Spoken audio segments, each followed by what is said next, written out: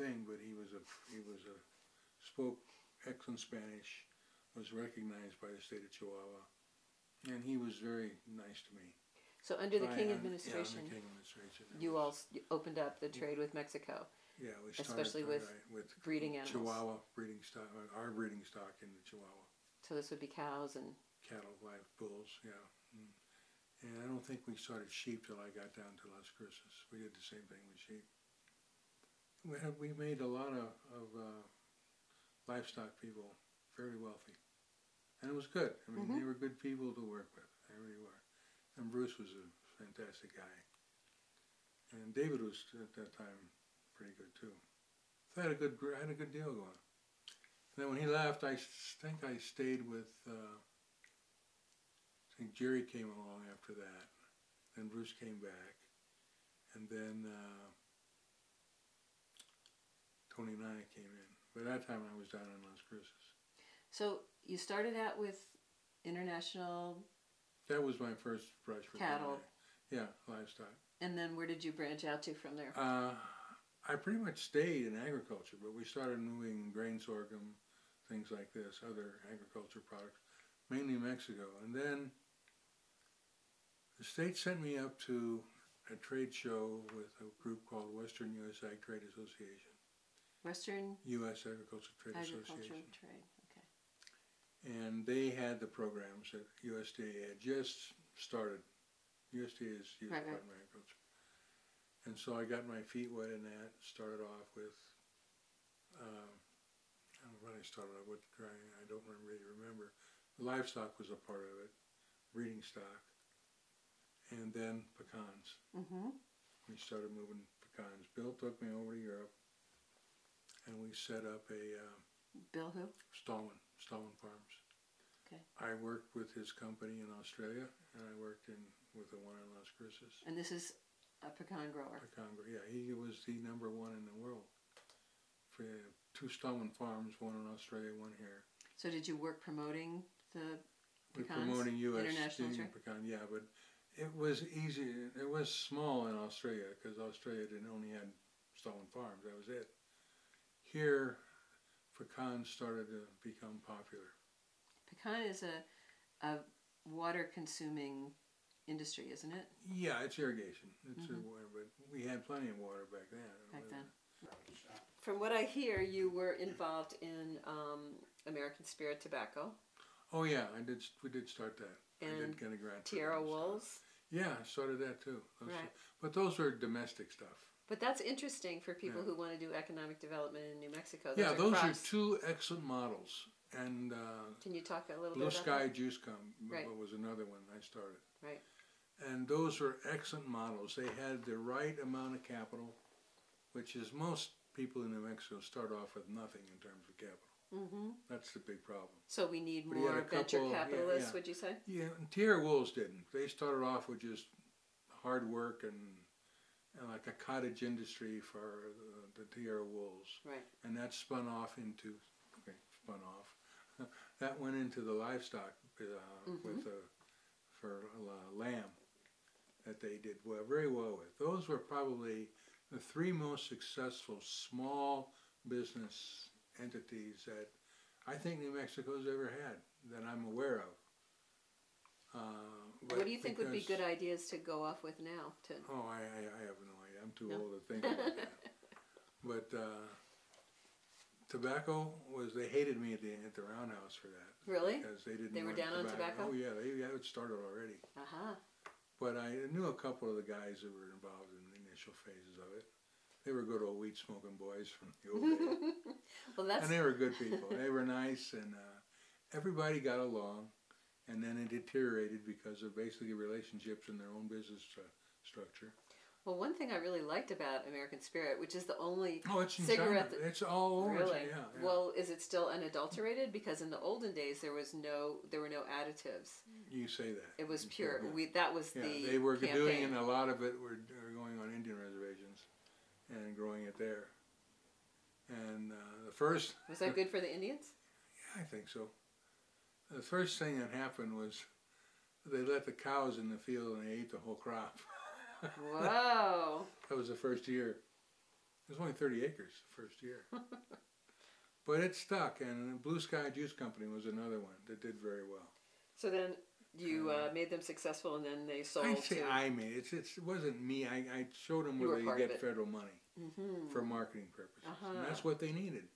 They could do the manufacturing, but they didn't know how to do the budgets that were required for marketing. And the money I brought in at that time was substantial. It was $100,000 a pop, and we always got it. And what's a pop? That's like every project an investment was from the federal government. Yeah, right. And now it would be more? It's less now, actually, less. My project, well, it depends. I have about, on the books right now, we have about 12 projects in China for dried fruits and nuts, especially cranberries, blueberries. Oh. I can't remember anymore all the stuff we got in.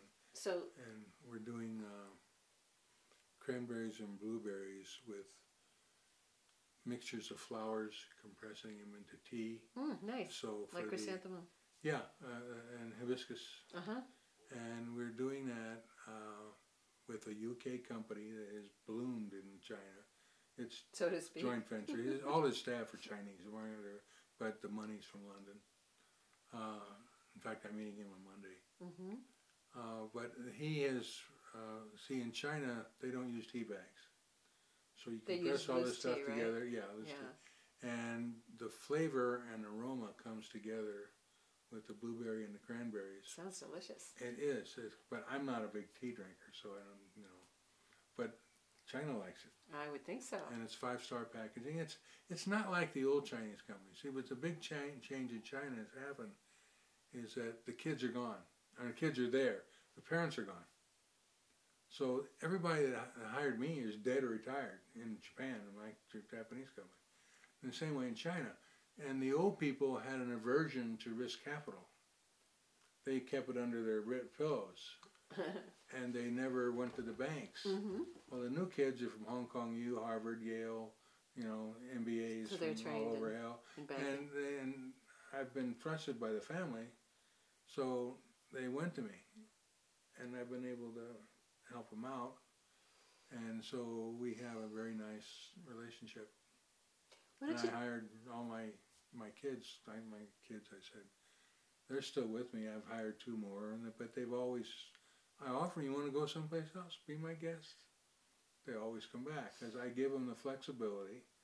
I give them above average wage now. When I started them, the starting monthly wage rate for a college graduate was $250 a month. Oh my God! But that's a different price structure over there too. They probably what do they pay for rent? Like $25 a month or something? The girls live with mommy and daddy till they get married. That's a different story. Yeah, it's a big difference. So, can you talk a little bit about the people whose lives you've changed over there? Because I haven't been that much of an impact. From what I hear, you've helped a lot of people. I've given them flexibility, and I've helped someone with their university because you help people go to college. For $200, you can go to a semester. I mean, that's great. But to them, it's out of reach. Not to the Chinese act because they were middle class and their parents were very strict about them going to college. But in Southeast Asia, it's a different college story. Is out of reach, and so you've helped people go to college and. Well, yeah, but I mean, it's it's the kids of the staff that I've hired basically. Great. Or I've given them time off to go finish an MBA. That's a big difference in a third world country for them. And also, you treat them decently. Like everybody came to me when we'd have ups and downs in the economy, or companies would go under. Get me a job in China.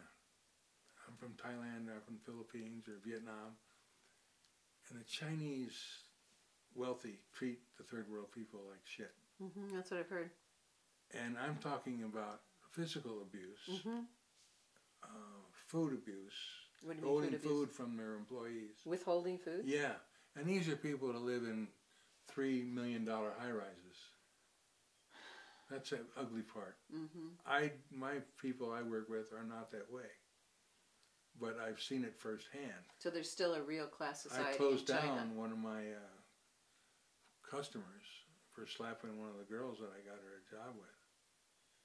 And I went over and into the guy's office in Hong Kong, and he's Chinese, living in Shenzhen, and he had taken a couple of Filipino girls, and it amounted to forgery. Like, they got them permits to work in Hong Kong, which is much easier than China. And then they said, okay, meet us over in China. In other words, cross the border yourself. And when they got them over to their apartments, you're going to work here. And you can clean the apartments in Hong Kong on weekends. That's illegal. So I just went to the office. I said, if you don't let her go and do what she wants to do in terms of going back to Thailand, Philippines, or wherever, I'm going to report you to the immigration authorities in China, not in Hong Kong, because China, they'll cut your balls off, and you know that. And you won't have anything, and you're a president of an electronics firm. So, but they would take that chance of exploiting workers like that, even though there were repercussions. Treat them like hell. I mean, you know, not all of them are like that, but a good percentage. So these are newly wealthy people that are doing this? Newly wealthy and ones that have come from money, okay? That have just come into the Hong Kong, Shenzhen, southern China in particular. So what do you think China is very regional in how people behave, their values, their food taste, everything. Very regional. Interesting. So there's a certain district that treats people that way, or? Southern China, Guangzhou area. Which Hong is Kong, near Guangzhou, Shenzhen, that area. Just the wealthiest part of China. And they're just... You'll be having lunch with a guy in shorts and an undershirt, and he'll be a $6 billion a year businessman. And does that person have ties to the Communist Party? Half and half. The biggest problem that the Communist Party has today, kids don't want to be in it. One of my staff persons, he knows, Cher. Her mother was high in the party. When she retired, she turned it over to Cher. And you would never know Cher's a communist high in the party. But she goes to the meetings, and the young people that are there they're pretty honest. They're pretty good. The uppity-ups in the party, I work with 2 secretaries of agriculture in the provinces. They're like gods. I mean, the way they are treated by the people. But they're good people. They're not so the potential for abuse of power must be pretty high, though. It's high up, and it is. I mean, he lives like a god. I mean, he's got 2 homes in Kunming province. He's got a home in Beijing. He's got a fleet of cars. He's got 12 troops, soldiers. And now he was just allocated, when I was over there last time, about 500 more, because they issued an order sheet to kill anybody trafficking, human trafficking. It's right on the Myanmar border. Okay. And there's a lot of that goes on. The Myanmar border. Yeah. Okay. So. Is that because people are so poor in Myanmar, or they're desperate to get out? They're poor. A lot of them are desperate. The ethnic people are in bad shape. They're being exploited. They're killing the Muslims. So people are trying to get out of Myanmar. So yeah, interesting. So there's a shoot-to-kill order on human trafficking. Yeah. I think it's a good thing, to be honest with you. I think it's great. Especially some real kids. Repercussions. They're trafficking 13, 14-year-old girls for prostitution. Yeah. And they're bringing them into China, but they're moving them out of China, too. From China, they go to Nepal. To Nepal, they go overseas, UK. That's what I was thinking. They would end up in Europe or America. Yeah, but there's more from Far East. I mean, from the old Eastern Europe than there are from Asia. Okay. Is that because of the shoot-to-kill order on trafficking, or no? It's because there's a mafia from Eastern Europe that moves snuffs out the competition. Kids. Yeah, right. Snuffs out the kids. Yeah. Oh yeah. Yeah. You've seen a lot of the seamy side of life with international trade. So if you were giving advice to people who wanted to do economic development, who wanted to start a company in New Mexico, what would you do? Why? There's nothing here that could impact international trade. Pecans, they've even screwed that up. They gave most of when I ran the program, we had two groups, the southern growers and the western growers. And New Mexico's with the western growers. We got along very well with West Texas, Arizona, California, because there's different varieties. It's a different variety of pecan. Okay. I would say after my experience, the South probably has a better quality and a larger pecan, which is what China wants. But they didn't know how to market anything. So did you assist them with marketing? In New Mexico, I did, but there were so many cliques and groups in New Mexico, and I was recognized as being with Stallman Farms. That's bad, because he knew what he was doing. These other people. Well, so wouldn't it be good to be associated with someone who knew what they were doing? You would think so, but given the mentality of the people, and they were rural jealous? people, very much so. Rural people are somewhat hard to work with. You have the same in China.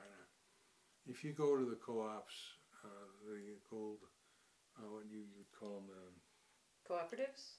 the farms that... Collective farms? Collective farms, yeah. It's a different mentality than the farms today that have been always used to a market economy by getting permission to market their produce and stuff in Hong Kong, which was the first market in China. Right. But I always consider Hong Kong China. There's a different, totally different, yeah, they do too, yes. I always have.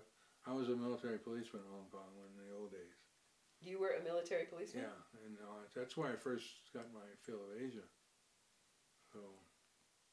So now, what do you think about now that they've taken Hong Kong back? I think it's great. Yeah, apparently when a lot of Hong Kong people are bailing and moving to Vancouver and everywhere else. That's true, they have. Most all of them have. Taking all their money. But I remember under the Brits, at the tennis club, you can only wear whites. You never saw any mixed marriages on the society page. Everybody was white and round-eyed. When China announced that they were taking over Hong Kong, all of a sudden in the papers you would see a mixed marriage or the customs officer with a Chinese wife. It was very funny. Wow. Because so Hong it took Kong that much for... was so racist. I mean, really? God, it was just terrible. Gosh, terrible. I never think that the whites were on top in Hong Kong. Oh, I thought that there was a very mixed society. Oh, no. Now it is, yeah, very much so. Why? Much more so. Because they're going to get their butts kicked if they didn't get with the program. You know? So good. So, yeah, it was good. It was very good. So same way in Macau. Macau was the same way. Yeah, Macau is a big trading center too, isn't it? Yeah. Is it still? Now it's a big gambling center. Oh, okay. Well, it's always been like Sin City, hasn't it? Pretty much. It was where the triads had pretty much free reign. The triads, like Yakuza? Yeah. In China. Yeah. Yeah, but and then as it became civilized, the Yakuza just moved into the gambling area, and that's totally legal because everybody. When I was a policeman there and assigned there, you couldn't find a casino to get into because there were so few and they were so crowded. You had to play about 8 back. You know, it would all be Chinese housewives from Hong Kong. They dominated everything. So, wow. And gambling is so popular. I mean, you could... Gambling is a big Chinese thing anyway, oh, yeah, isn't it? yeah, it is, yeah. I From mean, it's a big Mahjong Indian thing, too. Yeah. Yeah. But I've seen a lot of changes in China, and I'm just happy to have been part of that. So you're feeling good about the way things are moving in China? Yeah, I am, because I have to look at the whole picture. My wife hates China. Why? Oh, because they're Chinese and they exploit this and do that. But true, some of the poor but I have to look at the whole picture of how many people have improved the quality of their life under the Chinese system. So, in terms of sheer numbers, you think that there's big improvement in terms of people's lives? Oh, God, yes. Yeah. That's a good thing. I really do. But China is also always looking for potential problems. They're terrified. Oh, they're proactive about controlling things? Yeah, control, exactly. Control. And that's why they won't let the farmers get any kind of political power base again? Right. The only political power base is going to be the Chinese Communist Party. Yeah. And what they're afraid of now is all these young kids coming out of grad schools. They're going to get uppity ideas. They don't care about the goddamn party. Right. They'll pay, go ahead, we'll just do your thing. We'll pay our protection money or whatever. Go ahead and do your thing. So they're not interested. But it doesn't sound, from what you're saying, in terms of the people that have gotten really wealthy, it doesn't sound like they've imbibed the principles of communism and no, but egalitarianism. You're seeing the wealthy are now starting to contribute to the poor, which was never heard of before. They hold bazaars like we have here for the poor, and the groups come together, and they're starting to do this for medical reasons also. Medical they reasons, help the cancer patients because of it's a disaster over there. Is there any kind of health insurance for people? Yeah, there is. It's just like ours, same model as ours. And if you work for the government, you work for the government, you got a free ride. Everything is paid, even the 20%. And what about everybody else? It's not like you have to have health insurance. It used to be. No, you don't have to. But it used to be free for everybody. That's what I would think. But now it's gotten like a little bit. But they have poured so much money in new hospitals and stuff. I had my heart for a procedure done over there. Really? Yeah, and I would do it again. Triple bypass? What did you have? No, I had, this was just... Oh, you had a pacemaker put in. No, what I had blood clots behind my heart. Oh, okay. And they had to dissolve those before I could have surgery when I got back to the States. And you felt comfortable with the quality of care you got there? Oh, yeah. It was, I'll tell you, what I got over there compared to what I got here for the money. Really? Oh, my God. And it was good. I mean, they were monitoring me like a hawk. Is that because of who you were? No, I'm not a prestigious person over there whatsoever. I'm a guest, and that's enough. They will not let you, in Myanmar, for example, I spent 4 days in ICU in Myanmar. They would not let me out. As soon as I was hospitalized, the police came by. They called the police, and they registered me. And it was up to my doctors that I could leave the country because you're their guest. Oh, wow. You are their guest, and you are not going to leave if you're in bad shape. Wow. So you tell that to a guy from New York City that's in a rural area in Myanmar, he's not going to leave because it's care you have to take care of. Wow, that's amazing. But my total bill for 4 days there was $640. Oh, that's amazing too. So, it sounds like you've made a big contribution in terms of bringing China into the international. No, you've been able to be a part of that. I've been a part of it, and that's a wonderful thing. I've been a part of it, and that's what but it's been an international effort. Like I mentioned, the UK company over there with all Chinese management, and those are real partnerships, okay? And you've got to have cooperation because the Chinese management had no clue how to approach the buying perspective for quality goods. For example, up to 5 years ago, China bought very little from Mexico. All they knew about was the cartels. But now they're buying probably 60–70% of Mexico's pecan crop. Well, I would like to hear your thoughts about, and you can cut this out too, I mean, if it's dangerous for him. I would like to hear your thoughts about the cartels taking over the Mexican government and other governments down in South America. I really don't know that much about it. I used to know a lot more because my 2 roommates were Colombians and one worked for Escobar. That was when I was in graduate school. Oh, really? He went on and took a job with Escobar. And they were wealthy kids. They were not paupers. Well, they wanted the best. I'm sure Escobar wanted the best. In terms of brains. I lost track of Eduardo. I know the other Teddy went back to his dad's automobile. He had the GM dealership in Bogota. He married a New Mexican girl from Rancher. So if we're talking again about New Mexico development, which I'm still really interested in, you don't think it's, I mean, it doesn't have to be international trade, but what would you suggest for people here who are looking to develop their own businesses? And well, in my field, we're restricted because of water in agriculture. Right, and worse now. I would say high-value specialty crops for ingredients. Like the crop that's benefited the most since I've been dealing in that sector has been cranberries. They are just going off the roof. Really? In China. Is that because you're dealing with ocean spray or just in general? I did deal with ocean spray, but I am one of the few people that fired ocean spray. And why did you fire ocean spray? Because they weren't, I don't say playing fair, but they wanted more of the project money than the others, and they got upset with me when I had to legally do that. I couldn't give everything to one company. It was a USDA program. And their personalities, they've hired and fired people like every 3 or 4 months. You get that in a cooperative, which they were, because farmers are not good business people. They would scrutinize their sales manager. What do you mean you spent $50 on a meal? Well, hell, in China you spend $5,000 on a meal. Really? $5,000? Yeah, you can do that.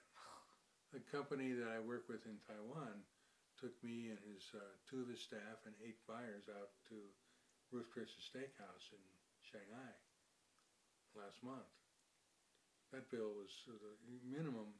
The cheapest steak on our menu is steak is $100, but then the imported wine, well, I mean, it got pricey. Sounds pretty decadent for a communist country. Oh no, communists. Not communist. They know how to live.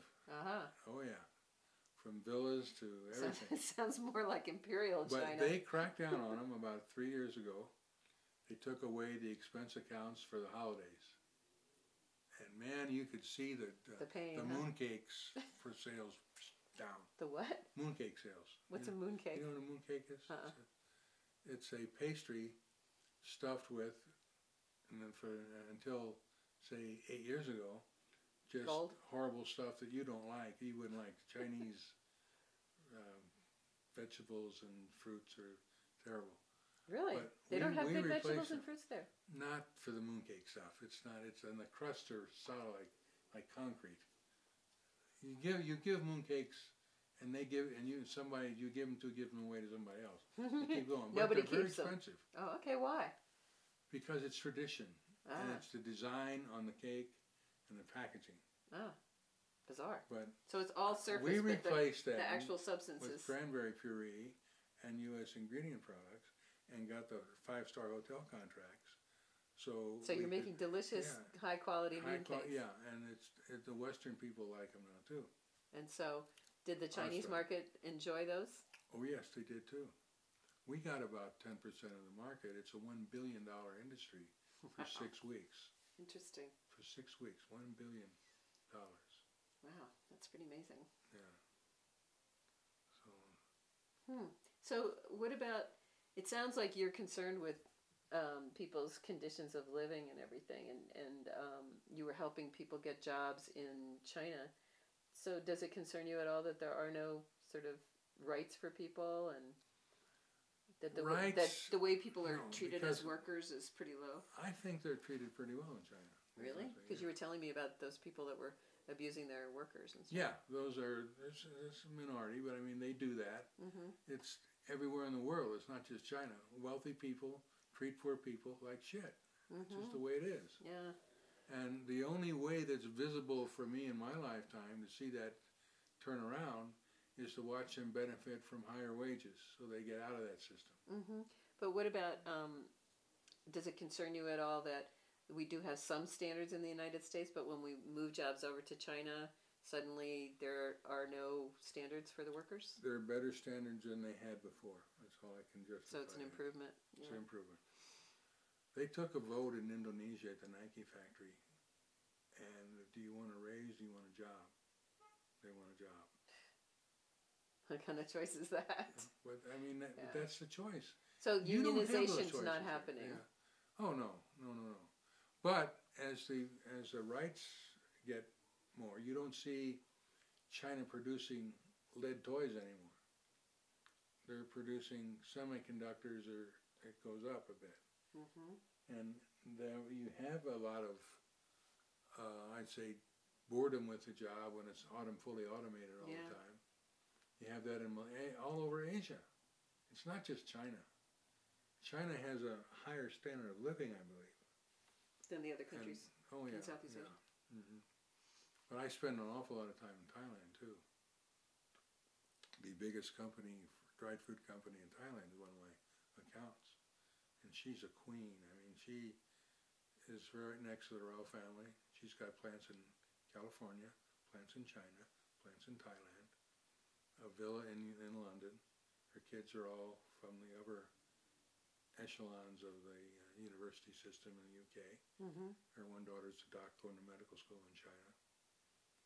And her husband owns Chinatown in Bangkok, real estate. But she's a nice lady. When tsunami hit her cashew plantation, it killed 14 people. Mm-hmm. And it left about 16 or 17 kids with no family. Wow. They're all going to college. Oh, good for her. She's a nice lady. That's great. Yeah. So it's all individuals and relationships. Yeah, it is, you know. And I think they know, I think you know that if you're a real asshole, it's going to get caught up in the end, either by the government taxing you to death, yeah, or throwing your ass in jail. But what do you think about what's going on here in this country in terms of all these big companies that are paying no taxes? Like today is tax day for a lot of people. I didn't pay any taxes yet today. I pay in August.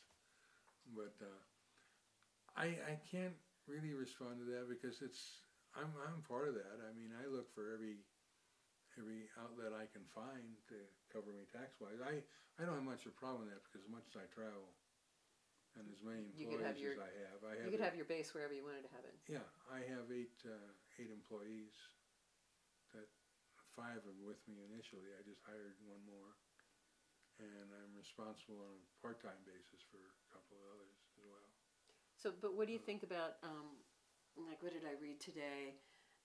There were so many companies that were listed. Bernie Sanders had a list that he sent out, and there were so many companies that were listed that made billions of dollars in profits and either paid nothing or got a rebate. What do you think about that in terms of our country as a whole? I really don't. I can't comment on that because I'm not saying I'm as guilty as they are, but I've done that in the past. Everybody, I mean, it's just part of the game here. What do you think about all the little people that are getting chewed up in it? I mean, does it seem fair to you that somebody's making $50,000 a year? No, is life fair? I mean, I ask you that. Is it? No, it's not. The little guys have always gotten chewed up. Always. I mean, I've worked in the factories. I've been as a kid me too. in college, and I know the struggles that the laborer has gone through in the steel industry, for example. Uh-huh.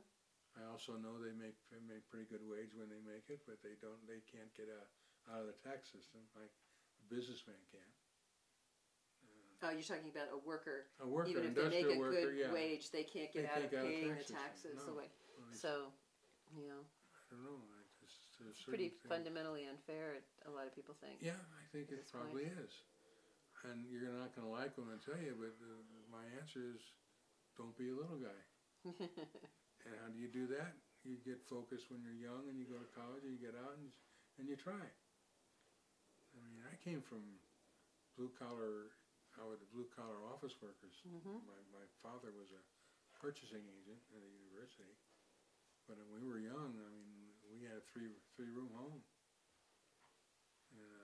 And I worked in the fields for 35 cents an hour. Mm-hmm. I was told never to tell the black kids that I was making 35 cents an hour. Because they were making less? 15 cents an hour. Wow. So, incredible. And that was in New Mexico? That was in Missouri. That's where you guys came from? That's where you came from? Yeah. Mm-hmm. And so what do you think about the Native kids and the Hispanic kids who are struggling here in New Mexico? What would you tell them? Go to college. Go to college. And they'll say, we don't have money. Go to the military, then go to college. Uh-huh.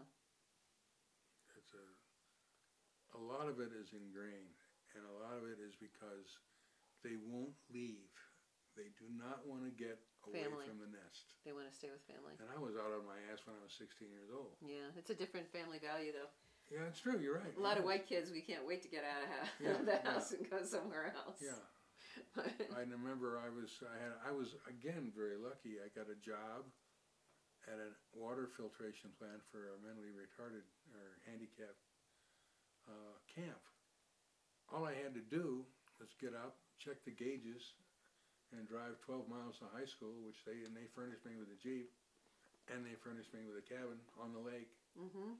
And I was 15 and a half. So how'd you get that job? I got it through the university. My dad knew the director of the camp. And my dad and I never got along while I was home. So he was probably happy to have you out of the house. He got so much smarter after I came back from college in the military. But I made $35 a week, room and board and a car. So your How many average, kids had that? Not many. Yeah, I was just gonna say that's we don't even think about how we benefit from certain family connections and. No, I have always benefited from something like that, or from my ex-sergeant in the Marine Corps. He got me into several contacts, and also from my college football days, coaches and the players that I've. Yeah, so much of it boils down to relationships. It's relationships, and the same way in people China. Learning to trust the same you. way in Vietnam, Yeah, people trust you and they want to work with you and they want to hire you for things because they see your intelligence or whatever. The biggest problem is people is they get too arrogant, and they want too much more.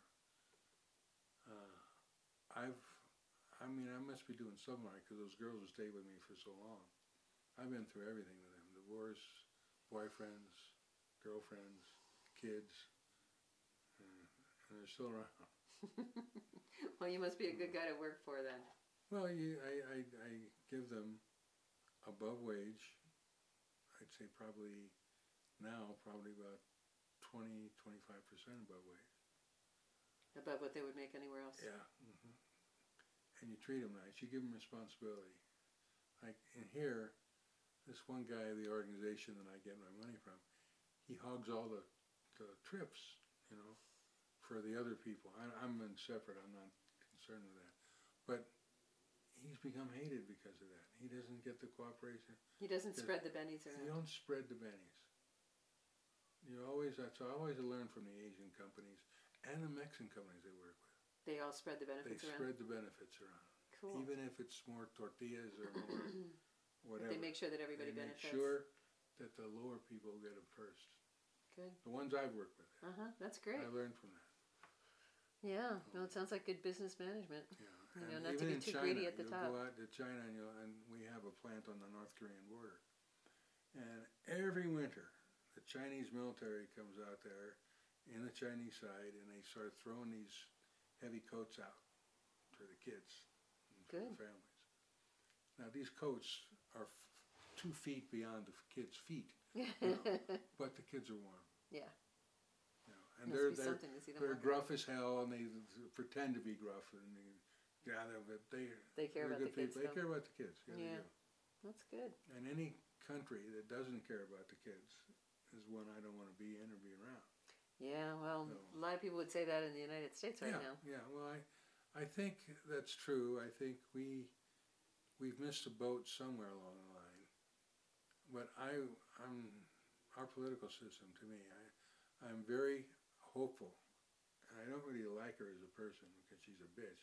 Hillary, I've known her staff for many years, but I want her to get presidency. I really do. Would you consider yourself a Democrat? But I've been Republican pretty much most of my choices. I did vote for Obama because I figured we needed a black man. I did, but have you been happy? No, he doesn't have the guts. Doesn't have the. But you think Hillary has the guts? Oh yes, she does. I've flown with her staff all over Asia. So do you think that she will actually improve? I've heard that, but do you think that she actually will improve lives of people in the United States? Yes, I think she will. I think she'll do that by cutting the throats of a lot of the assholes in Washington. That sounds like a good idea. Yeah, it does.